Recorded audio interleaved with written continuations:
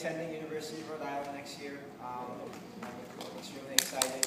I will be majoring in biomedical engineering to hopefully pursue my dreams of going into helping others and possibly going into cancer research. That's my goal in my life right now. But most of you want to know, some of my story. I have a little speech written. I'll try and go off of it as much as I can, but most of it's going to come from here. Cancer is a word that does not roll off the tongue very easily. It's a short word, but it does not roll off very easily. It's a foreign word, especially to a 5-year-old boy who's diagnosed with non-Hodgkin's lymphoma, and that boy was me. Most 5-year-old boys have their mindset on Power Ranger toys, Pokemon, Barbies, and dollhouses, and 5-year-olds are not usually subject to the strange topic known as cancer. And, you deal with the colds and the sniffles and all of that, but then you get struck with this disease. And I was only 5 years old, and I had no idea what cancer was. As I entered the ER, I was entirely unaware of the impending surgery I was going to undergo to remove the tumor that was causing my cancer.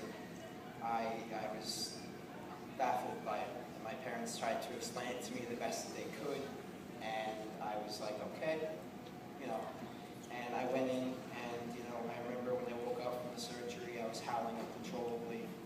I was dazed and confused. And I was yelling out for my mother and my father, and it was pretty crazy. And that's not something a 5-year-old boy usually goes through in their childhood. But I was blessed to be introduced to the Children's Hospital of Philadelphia. And the one thing I remember the most was, why am I getting sick? Why am I getting all of these needles stuck into me? And my parents told me, they said, we're trying to get the bad cells out of your body. That was the easiest thing that they could explain to me. And as I've grown, I've understood how crazy cancer really can be and how much of an impact it can make. And, I missed out on most of my kindergarten. I missed out on my first grade, majority of my first grade. And it was hard being in that situation as a little boy. But I found myself, as a child, that would run out of the room every time I saw a needle, for a blood test. I turned into a boy hardened by those blood tests and spinal taps, and I've grown into the man that you see before you. I find myself, because of this situation, I found myself ever changing, developing a higher degree of compassion towards all aspects of life, because that's what life is about appreciating everything. Unfortunately, it takes a tragedy to know, how great life is. And I want all of you today to go home and just remember how great it is to celebrate each day breathing and being around your friends and your loved ones every day. They say that these experiences could be detrimental. They say that they could be haunting. But as much as I think that cancer is all of those things, cancer was, in my eyes, it was a blessing to me, because I wouldn't be the person I am before you. I wouldn't be doing the things that I'm doing now. I wouldn't have raised the thousands of money that I raised for Ocean Club, a local nonprofit organization. I'm sure many of you probably heard of it if you live in Ocean County.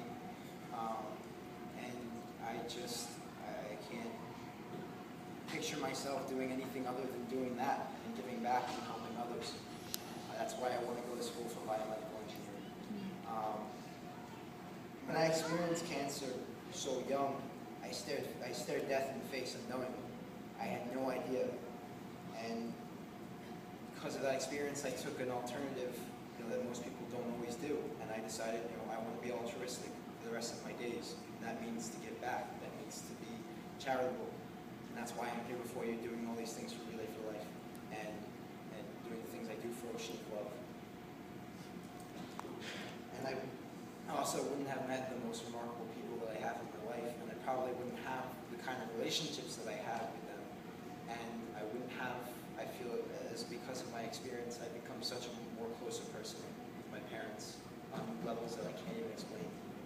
And I just want my father to know that I love him very much. Love you too, bro.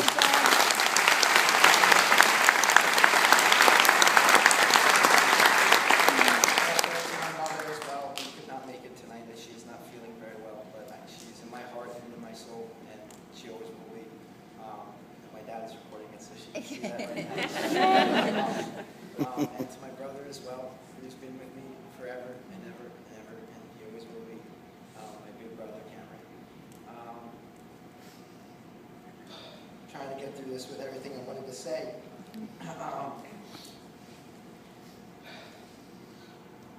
Cancer has created a purpose in my life, and it's made me realize that every day is a blessing, and that some people that do not make it through cancer are taken for reasons that I don't know.